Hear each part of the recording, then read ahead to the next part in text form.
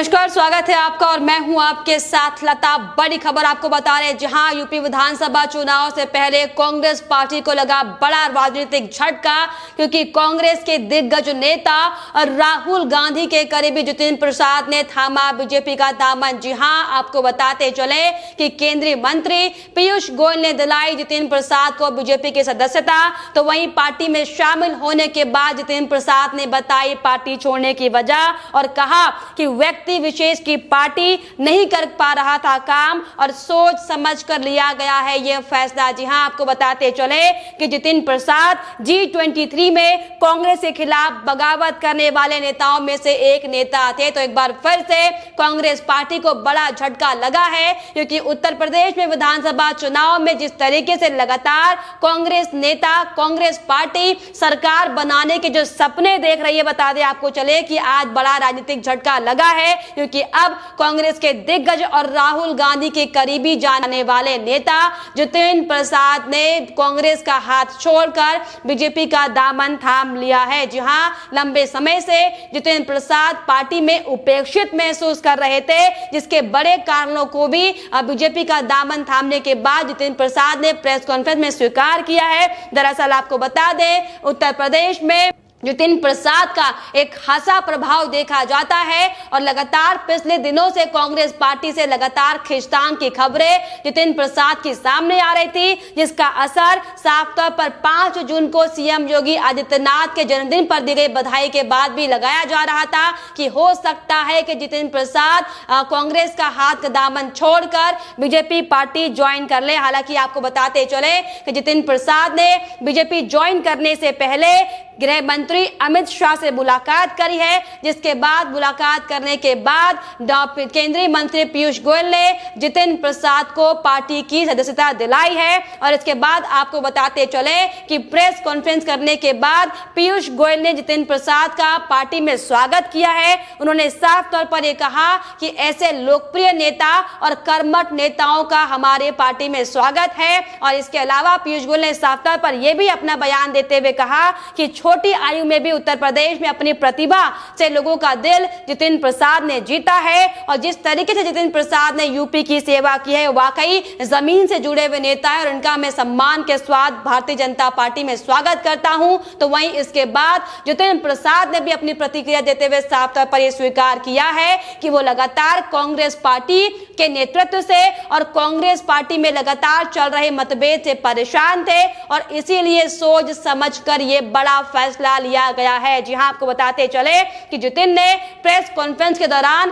PM Narendra Modi से तमाम BJP के आला नेताओं का धन्यवाद किया और ये कहा कि मुझे सम्मान देने के लिए शुक्रिया, अब मेरे जीवन में नया अध्याय शुरू हो चुका है। कि आपको बताते चले कि इस दौरान प्रेस कॉन्फ्रेंस में जितिन प्रसाद ने पार्टी छोड़ने की वजह भी बताई। उन्होंने साफ तौर पर कहा कि ये पार्टी यानी कि कांग्रेस पार्टी व्यक्ति विशेष की पार्टी है और इसीलिए मैं इस पार्टी में काम नहीं कर पा रहा था। और सवाल ये नहीं कि मैं कौन सी पार्टी को छोड़कर आया हूं, बड़ा सवाल ये है कि मैं किस पार्टी के लिए आप काम करने जा रहा हूं। जी हां, इसके अलावा जितिन प्रसाद ने साफ तौर पर यह भी कहा कि कांग्रेस से मेरे 3 पीढ़ियों का नाता है, लेकिन लगातार जिस तरीके से पार्टी के नेताओं की अनदेखी की जा रही थी, लगातार वो उससे परेशान थे और जिस तरीके से नेतृत्व को लेकर लगातार पार्टी में जो घमासान मचा हुआ था, आपको बताते चले कि जितिन प्रसाद भी उन G23 के नेताओं में शामिल थे जिन्होंने नेतृत्व परिवर्तन के लिए कांग्रेस पार्टी से बगावत की थी। लेकिन आप बताते चले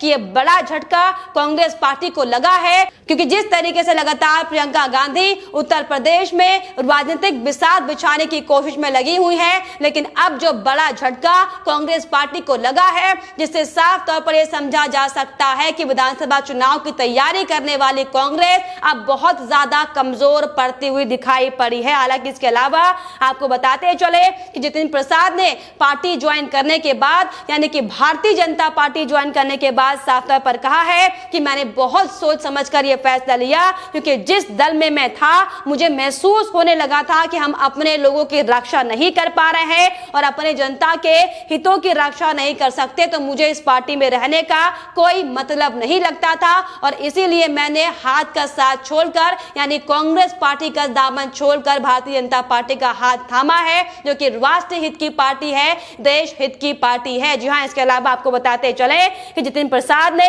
साफ तौर पर भारतीय जनता पार्टी को एक मजबूत दल बताया और यह भी साफ तौर पर कहा कि बीजेपी के पास एक मजबूत नेतृत्व है, जो कि पार्टी कार्यकर्ताओं के साथ मिलजुल कर काम करता है और अब इस नए भारत का निर्माण करने में भी मुझे छोटा सा योगदान करने का मौका मिल रहा है, जिसके लिए मैं बीजेपी के तमाम आला नेताओं का शुक्रिया अदा करता हूं, उनका धन्यवाद करता हूं। तो साफ तौर पर जिस तरीके से लगातार ये अटकलें लगाई जा रही थी सुबह से कि आखिर कौन सा वो कांग्रेस का दिग्गज नेता होगा जो 1 बजे पार्टी को ज्वाइन करने वाला है, क्योंकि जिस तरीके से लगातार अनिल बलूनी के ट्वीट के बाद से ही सियासत घमासान मचा हुआ था, लगातार हलचलें तेज हो गई थी कि आखिर कौन सा कांग्रेस पार्टी का दिग्गज नेता बीजेपी ज्वाइन करने वाला है। लेकिन अब तस्वीर पूरी साफ हो चुकी है और अब साफ तौर पर कांग्रेस पार्टी की मुश्किलें यहां पर बढ़ने वाली है, क्योंकि जिस तरीके से हम सब जानते हैं कि जितेंद्र प्रसाद एक ब्राह्मण चेहरा है और ब्राह्मण समाज के वोटों में खासा प्रभाव जितेंद्र प्रसाद रखते हैं,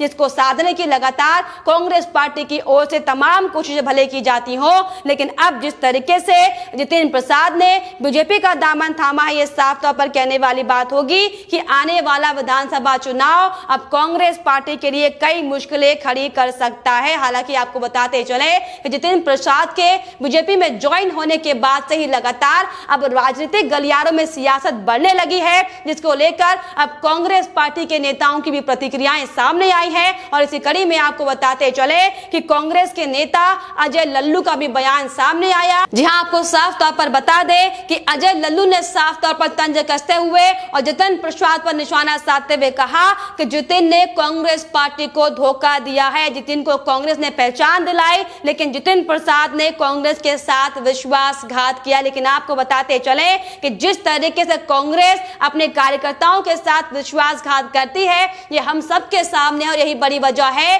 कि एक के बाद एक बड़े दिग्गज चेहरा जो कांग्रेस पार्टी का है वो बीजेपी का दामन थाम चुका है। फिर चाहे इसमें बात मध्य प्रदेश के ज्योतिरादित्य सिंधिया की क्यों ना हो, फिर चाहे इसमें बात हेमंत बिस्वा शर्मा की ही क्यों ना हो। जिस तरीके से अब राजस्थान में भी लगातार जो मतभेद की तस्वीरें सामने आने लगी हैं, पिछले लंबे समय से जिस तरीके से राजस्थान 2 खेमों में यानी कि गहलोत खेमा और सचिन पायलट के खेमे में बटा हुआ, ये साफ तौर पर कयास लगाए जा रहे हैं कि उत्तर प्रदेश में विधानसभा चुनाव से पहले ये हो सकता है कि अब एक और बड़ा फेरबदल कांग्रेस पार्टी में देखने को मिले, क्योंकि लगातार कांग्रेस पार्टी के नेता अपने आला नेतृत्व से लगातार मतभेद को लेकर तस्वीरें सामने आई हैं और अपने आला नेतृत्व पर उपेक्षित करने का आरोप लगाती रही हैं। और इसी कड़ी में अब जो घटनाक्रम लगातार सामने आ रहा है, ये साफ तौर पर समझा जा सकता है कि अब कांग्रेस पार्टी की नींव विधानसभा चुनाव के लिए कमजोर साफ तौर पर हो चुकी है। और जिस तरीके से हमने आपको बताया कि जितेंद्र प्रसाद उन नेताओं में एक थे जिसने G23 की लिस्ट में शामिल होकर कांग्रेस के खिलाफ बगावत की आवाज उठाई थी, और यही वो नेता हैं जिन्होंने सोनिया गांधी के अध्यक्ष पद पर भी सवाल खड़े किए थे। लेकिन जिस तरीके से लगातार पार्टी के नेताओं को नजरअंदाज कांग्रेस पार्टी में किया गया था, ये बड़ी वजह है कि अब एक एक कर जो बड़े दिग्गज चेहरे कांग्रेस के माने जाते हैं, जो कांग्रेस पार्टी की नींव कहे जाते हैं, वो अब हाथ का साथ छोड़कर बीजेपी पार्टी को ज्वाइन करते हुए दिखाई पड़ रहे। हालांकि अगर हम जितेंद्र प्रसाद के राजनीतिक कद की अगर हम बात करें तो आपको बताते चले कि जितेंद्र प्रसाद 2 बार सांसद रह चुके हैं और वहीं यूपीए सरकार में जितेंद्र प्रसाद केंद्रीय मंत्री भी रहे थे, जिन्होंने सड़क परिवहन एवं राजमार्ग मंत्रालय, पेट्रोलियम एवं प्राकृतिक गैस मंत्रालय और मानव संसाधन एवं विकास मंत्रालय में केंद्रीय राज्य मंत्री का पदभार संभाला था। और जिस तरीके से ब्राह्मण वोट पर जो है इनकी मजबूत पकड़ देखी जाती है, और यह भी आपको बताते चले कि पिछले लंबे समय से जितेंद्र प्रसाद ब्राह्मण समाज के हक में आवाज उठा रहे थे, लेकिन लगातार नेतृत्व की ओर से उन्हें समर्थन नहीं मिल रहा था। और जिस तरीके से पार्टी के नेता इससे पल्ला झाड़ते हुए दिखाई पड़ रहे थे और ये कहते हुए दिखाई पड़ रहे थे कि हमारा इस पूरे मामले से कोई लेना देना नहीं है। और यही तमाम बड़ी वजह है कि अब जितेंद्र प्रसाद ने सोच समझकर बड़ा फैसला लिया है और भारतीय जनता पार्टी का दामन थाम लिया है, क्योंकि जिस तरीके से जितेंद्र प्रसाद की कांग्रेस में छवि उन नेताओं की छवि मानी जाती है जो ना कभी विवाद में रहे और ना ही कभी कोई आपराधिक मामले इन पर दर्ज हुए हैं, तो स्वच्छ छवि के नेता जितेंद्र प्रसाद माने जाते हैं। और यही बड़ी वजह थी कि लगातार उनकी लोकप्रियता उत्तर प्रदेश में देखी जाती थी। लेकिन अब जिस तरीके से आपको बताते चले, जो बड़ा झटका कांग्रेस पार्टी को लगा है, ये साफ तौर पर तय हो चुका है कि 2022 में होने वाले चुनाव में भी कांग्रेस पार्टी को मुंह की खानी पड़ेगी। हालांकि इसके पहले 2019 में भी आपको बताते चले कि जितिन प्रसाद पार्टी को छोड़ने का मन बना चुके थे, लेकिन प्रियंका गांधी के समझाने के बाद, उनके मनाने के बाद आपको बताते चले कि जितिन प्रसाद ने पार्टी में रहने का फैसला किया था। लेकिन जिस तरीके से लंबे समय से जितिन प्रसाद ने भी ये स्वीकार किया था कि पार्टी अपने लोगों की रक्षा नहीं कर पा रही थी और वो अपने लोगों के लिए कोई भी काम करने में असमर्थ है, क्योंकि पार्टी व्यक्ति विशेष के लिए काम कर रही थी। अब यही बड़ी वजह है कि जितिन प्रसाद ने कांग्रेस का दामन छोड़कर भारतीय जनता पार्टी का दामन थामा है, जिसको लेकर अब साफ तौर पर यह बड़ा झटका राहुल गांधी से लेकर सोनिया गांधी से लेकर प्रियंका गांधी के लिए माना जा रहा है। ये वाकई बहुत बड़ी और बड़ी राजनीतिक खबर है, बहुत ज्यादा बुरी खबर है कांग्रेस पार्टी के लिए, क्योंकि कांग्रेस पार्टी उत्तर प्रदेश में लगातार अपने वर्चस्व को बचाने के लिए राजनीतिक बिसात बिछाने में लगी हुई है। लेकिन फिलहाल इस पर आपकी क्या राय है, हमें कमेंट बॉक्स में जरूर लिखिएगा। साथ ही साथ हमारे चैनल को सब्सक्राइब करना भी ना भूलें।